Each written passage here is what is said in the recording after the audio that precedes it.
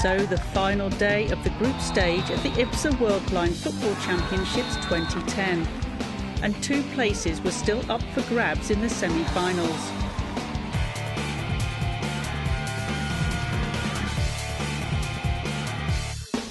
The day started with a match between Japan and South Korea, who, after being knocked out of the competition, were now playing for Asian pride. The first half opened, and it seemed a very even game between the two sides. Japan had great support from their fans, but it wasn't quite enough to clinch a goal. In the second half, Japan dominated, but South Korea's Sang-won Kim managed to keep a clean sheet. This match finished Japan 0, South Korea 0, putting them in the 7th and 9th place playoff matches respectively.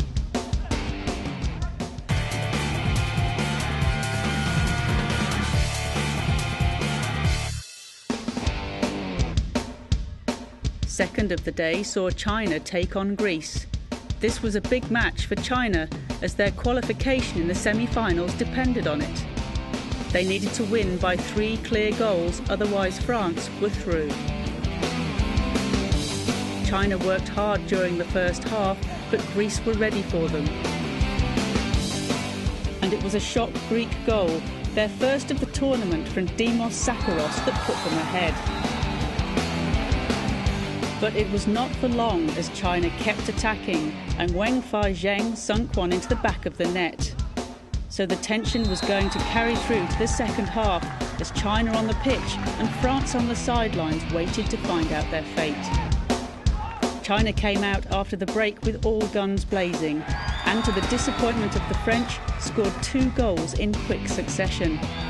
They just needed one more goal to qualify. Then with 10 minutes to go, Zhu Bin Wang gave them the 3-goal cushion, and they just had to hold on to go through. And China managed it.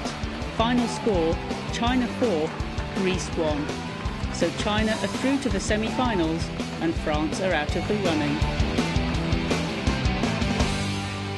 After the 4th goal, we felt quite relaxed because we were confident we'd go through to the semi-finals.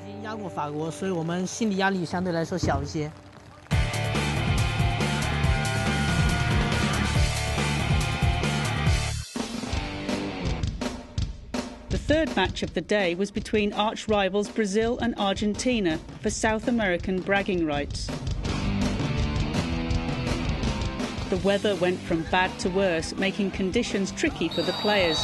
But it was Brazil who looked stronger at the beginning and were only denied a goal by the quick thinking of Dario Lincina. The match was halfway through before Argentina started to look lively in attack, but Brazil's rapid response kept it level going into the break. The second half opened and both teams fought hard in the rain. But it was an evenly matched affair, with the final score coming in at Argentina 0, Brazil 0. So Brazil are through to the semis, topping Group B, and Argentina, although out, can be consoled by not losing to their arch-rivals.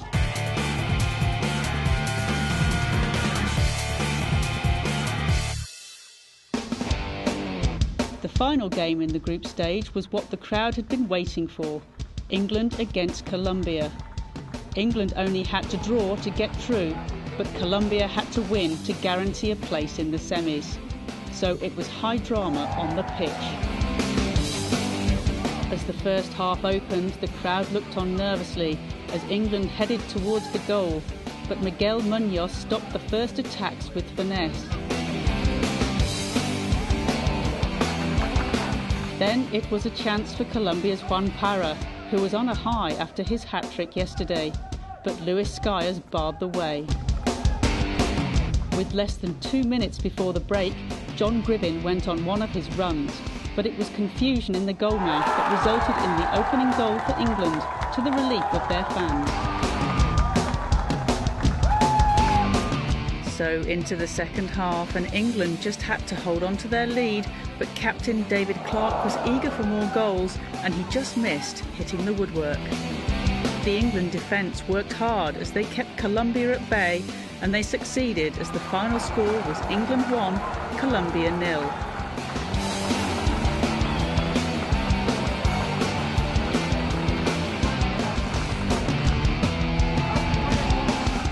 I can't describe it. It's so nerve-wracking actually playing up there, and knowing how much depended on us winning or drawing the game was just unbelievable.